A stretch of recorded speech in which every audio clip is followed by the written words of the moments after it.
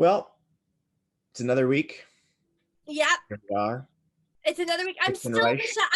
Michelle Fix, comedian Yes. and part-time purveyor of goods, of Yeah. objet. Yeah. Steve Reich, actor, lawyer, lost soul. Ooh, the trifecta. I It's thought that very common in that industry. I thought lost soul was kind of like tied in with lawyer. Yeah, I think that's like redundant. Lost soul is the third iteration of my fragrance brand. Exactly. There's the regret, there's remorse, and now there's just lost soul. Lost soul. And it's got like a sailboat on it just drifting out. I love it. Oh, you don't even put it on. Yeah. You just spray it off to the side. And like drift into it. Exactly. Drift into it. If it hits me, great. If not, But I'll tell you, it's an irresistible scent. You get all the ladies that want to help you, that want to save you. That's true. Yeah. That's true. Ladies sniff out project. Good one. This is a good one. It's like they're at brunch. Yeah. And they're like, yeah, so anyway, and I don't know why women don't talk like this, but this is going to be my women voice. Doesn't so matter. Anyway, I know. And then Jerry had a real issue with his down payment. What is it? What is it, Terry? I smell a lost soul. Exactly. The guy's like there in a leather jacket, like, drinking scotch at 11 a.m. Exactly. All tatted up. Sir. Exactly. You all right? Who wants to know? It's brilliant. So anyway, we've got a few things to talk about. Our last episode was a while ago, but we all needed the break to come down from the events of January 6th. We recorded on January 8th, and it was a doozy. In fact, I volunteered to have them use our episode as replay in the impeachment trial. I thought it's weird. You know what? Yeah. I thought we recapped it pretty well, and we really got there. And I got a note from Raskin, the head, prosecutor of this whole process, the impeachment management team, and he said, this is garbage.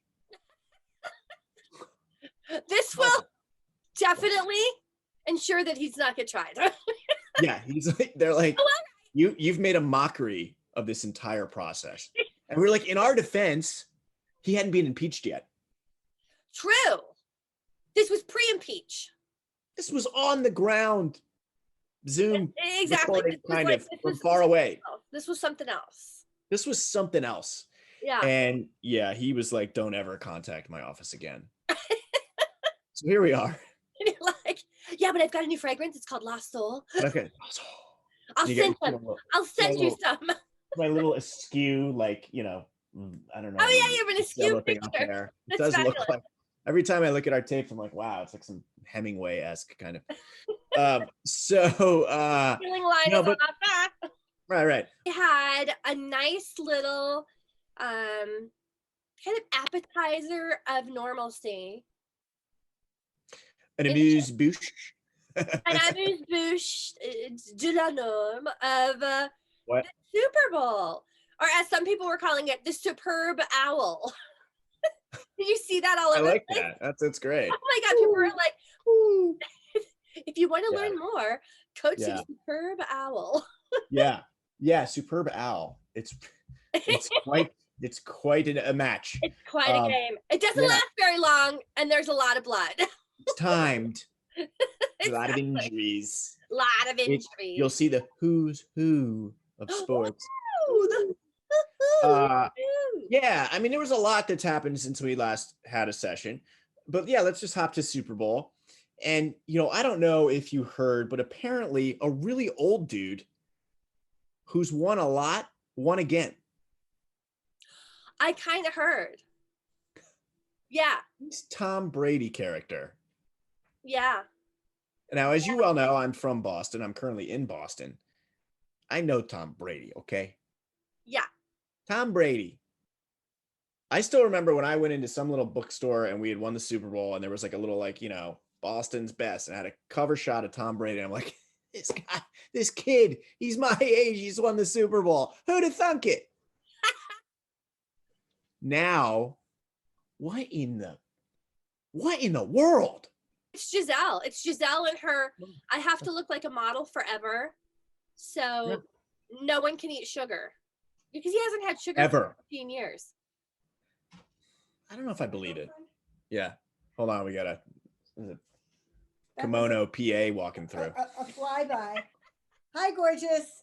Hello, how are you?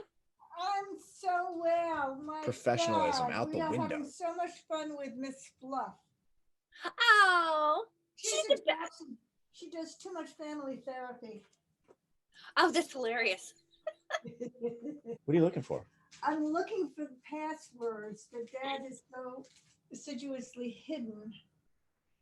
I don't know where they are. Okay. Mike Birbiglia just did a thing on passwords. I want to try and watch the thing on my phone, but I need my RCN password. He's got to come in and get it. Hold on. Listen, you're not going to get me to argue that Tom Brady's not in elite shape. Elite shape. I'm just not going to take the bait. Okay. What quarterback has ever gone to a new team and brought them to the Super Bowl and won the Super Bowl In the first year? The first year they've been there. I don't know if it's ever happened. I know it's never happened during a global pandemic. Well, then there's that too. Yeah. I know that's never happened. And then on top of it, there's Right. a global pandemic. Right. Yeah. You know, and I had something else. It was good. I had something else about him. No, he'll come back. Yeah. He'll But, come back. Yeah, here it is. Here it is. And here's my favorite part. This is the pure beauty of it all. Now, I'm not saying Tom's a pure soul, there's flawed human being like anyone. But as he's thumping these teams one after the other to win this championship, his 7th Super Bowl, and first with a new team that hadn't won a lick for 20 years before he got there, we have to sit through the insufferable parade of commercials in every single football playoff game. And I'm sitting there, I'm like, that commercial, that's got the quarterback from the team Tom just sent home. And I'll name him, State Farm. And so I'm like, oh, that's cool. And then State Farm has an ad playing during the Super Bowl with Aaron Rodgers and Patrick Mahomes sitting side by side in this very commercial. I'm like, oh, is that the section where Tom Brady sent me home? Is that where you guys hang out? And I'm like, Tom's not in those commercials. Wonder what he's doing. He's probably in the weight room.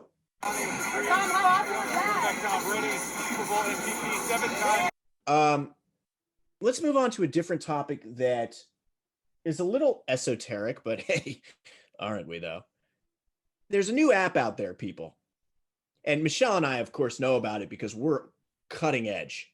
I mean, we are on top of the latest trends.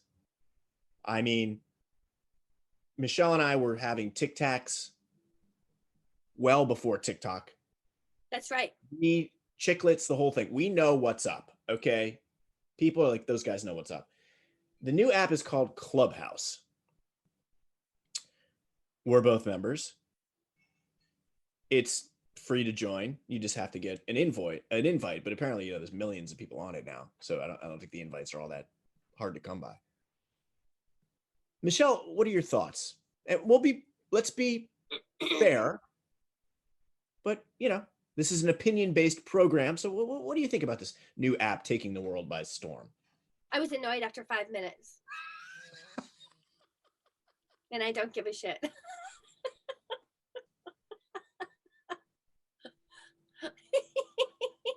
And I invited her, people. I invited her. It's the next old thing. It's already the old next thing. It's like, how many people you think are starting to put like the notification thing from like normal to infrequent to almost never? I don't know. I didn't even get that far. Did you delete the app?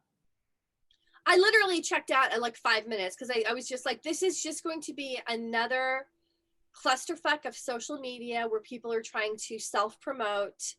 Yeah. make connections that are not authentic, because that is like, it's like trying to race through a gallery, like a gallery opening, and have your business card in hand and a reel. Ah! And then you're like, that was great. Where's the next opening? But it's, I really burned out when I sat in on a long talk about acting. And this one woman got on there and she's like, "Nah, I just don't want to, I want to do the craft. I want to do the art, and I don't want to name drop. And, I know some famous people. I don't want to name, I want it to be," and everyone's like, A, definitely name drop. You done it. B, what do you, and it's like, it's an ecosystem where it's like, there's specific like guidelines where it's like, ask a question, don't sit. And this woman was, I gotta tell you, it was a 20-minute like microphone hog. And I'm like, you know what? We're done. We're done. There's no rule. Like, I thought there were rules. There's no rules. I'm out of here. This is stupid. I don't want to hear this woman have an existential crisis. What does like really grab people's attention? A 24-second clip of a lawyer with a cat filter on his face who can't get it off. Yeah, that was good. Mr. Ponton, I believe you have a filter turned on in the video settings. You might want to take we're trying to. Can you hear me, Judge?